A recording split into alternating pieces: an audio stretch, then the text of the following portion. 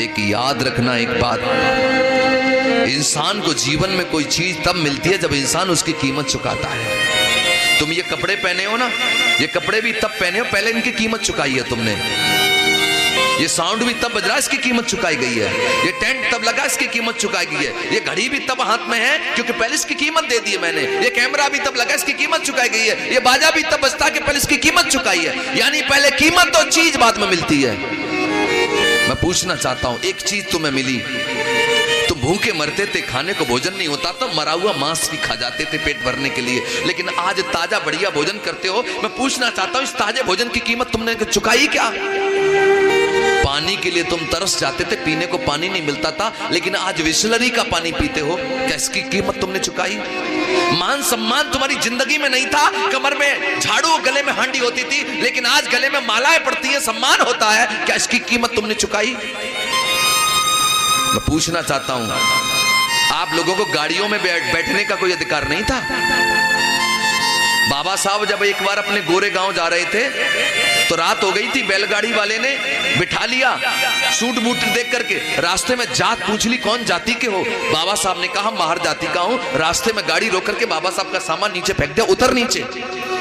मैंने तो coat pant में समझ लिया था कसाद अच्छे घर का होगा, तू तो नीच जाति का है। बाबा साहब ने कहा अंधेरा हो गया, मैं कहां जाऊंगा, मुझे ले चलो। तो बैलगाड़ी वाले ने कहा कि नवाबों की तरह बैठूंगा मैं, गाड़ी तू वहां के, डबल किराया लूंगा।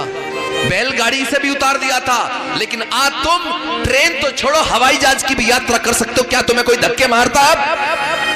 तो मुझे बताओ, इन हवाई जहाज में भी यात्रा करने का अधिकार तुम्हें किसने दिया? इसकी कीमत तुमने चुकाई क्या?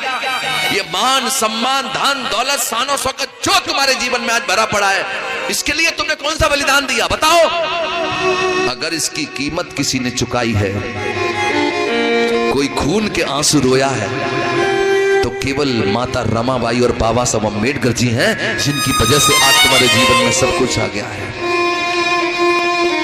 मैं माता रमाबाई का त्याग दर्शन आपको बताने के लिए जा रहा हूं, और एक निवेदन करूंगा जो अभी किया था, बीच में बात नहीं करेंगे, ताली नहीं बजाएंगे, उठेंगे नहीं। और अगर मैं गाऊं और सुनते समय अगर आंखों में आंसू आए तो दोनों हाथ जुड़ करके निवेदन है, आंसुओं को रोकना मत। आज उन आंसुओं को बाहर की दुनिया की यात्रा करने देना। वो आंसू आज आपको एहसास कराएंगे कि ये जीवन इतना सुंदर जीवन कैसे बन गया। सुनो, कैसे जीवन में आई ये खुशियों की सौगात, थाम के दिल सुनना सभी, ये दर्द भरी है बात, दर्द भरी है बात, अश्क में रोक न पाऊं, रमाबाई का त्याग आज मैं तुम्हें सुनाऊं।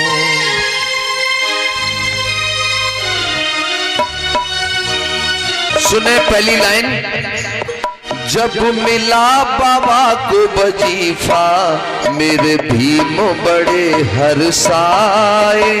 हो मिला बाबा को वजीफा, मेरे भीम बड़े हर्षाए।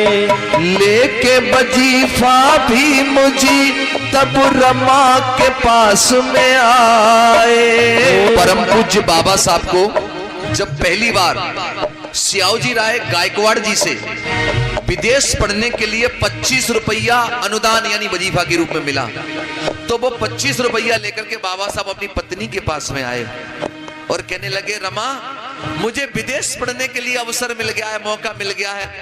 क्या बोले?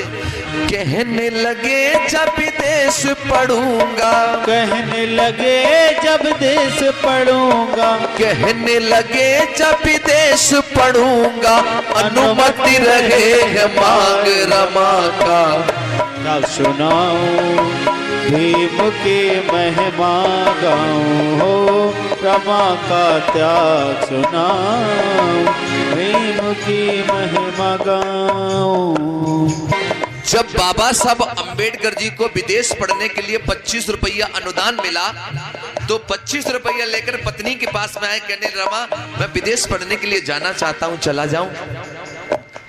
रमा कहने लगी साहब आप ये हमसे पूछ रहे हो? अरे भला हम कैसे मना कर देंगे कि आप विदेश पढ़ने ना जाइए, आपको जैसे तैसे मौका मिला पढ़ करके आइए, भारत में रहने वाले तमाम गरीब लोगों को उनकी जिंदगी का उद्धार कर दीजिए। बाबा साहब कहने लगे रमा मैं तो चला जाऊंगा, लेकिन हमारे 3 बच्चे हैं, बड़ा बेटा यशवंत, एक गंगाधर, एक रमेश, क्या मेरे जाने के बाद इन 3 बच्चों का तुम पेट भर लोगी?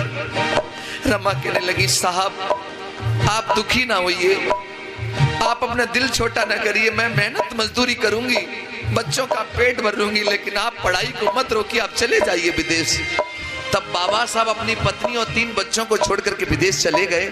और विदेश में जब पहुंचे बाबा साहब तो क्या करते हैं सुनो।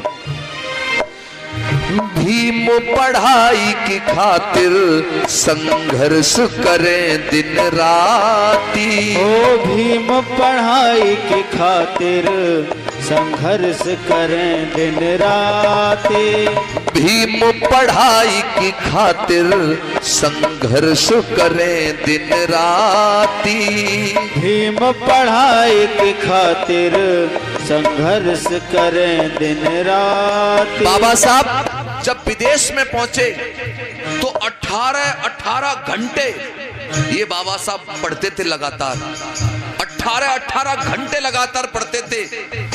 और विदेश में जब पैसा नहीं होता था भोजन करने के लिए तो ब्रेड खा करके बाबा साहब पेट भर लेते थे, लेकिन फिर भी 18 घंटा पढ़ते थे। उधर विदेश में बाबा साहब पढ़ाई के लिए दिन रात संघर्ष कर रहे हैं, मेहनत कर रहे हैं, इधर घर में माता रमाबाई क्या कर रही है सुनो। भीम पढ़ाई की खातिर संघर्ष करें दिन राती, भीम पढ़ाई की खातिर संघर्ष करें दिन राती। घर में रमा और बच्चे पर जले दिया ना बाती। माता रमाबाई मुंबई की गलियों में जाती हैं, इतिहास बताता है गोबर इकट्ठा करती हैं, उपले कंडे बनाती हैं, सुखाने के बाद उनको बेचती हैं, तब जाकर के घर में बच्चों को रोटी मिलती है। कभी साग होता है तो रोटी नहीं, रोटी होती तो साग नहीं। गर्दिश के मुसीबत के दिन उन्हीं दिनों रमा के 2 बच्चे गंगाधर और रमेश बारी बारी करके बीमार हुए। रमा के जब बच्चे बीमार हुए तो रमा बड़ी दुखी हो गई। रमा वैद्यों के पास जाती हैं इलाज करवाने के लिए, कहती हैं वैद्य जी मेरे बच्चे बहुत बीमार हैं, मेरे बच्चों का इलाज कर दो वरना मेरे बच्चे मर जाएंगे। तो वैद्य कहता है तेरे पास पैसे हैं? तो रमा कहती है मेरे पति परदेश गए हैं, जब लौट करके आएंगे तो पाई पाई चुका दूंगी, मेरे बच्चों का इलाज कर दो। माताओं बहनों वैद्य धुतकार देता है। रमा कभी पैसों का इंतजाम कर भी लेती है तो दवा नहीं मिलती, और जब दवा होती है तो पैसे नहीं होते हैं। इसी गरीबी में, बीमारी के कारण और दवाइयों के अभाव में माता रमाबाई यानी बाबा साहब के 2 बच्चे गंगाधर और रमेश ने अपना वारी वारी करके दम तोड़ दिया।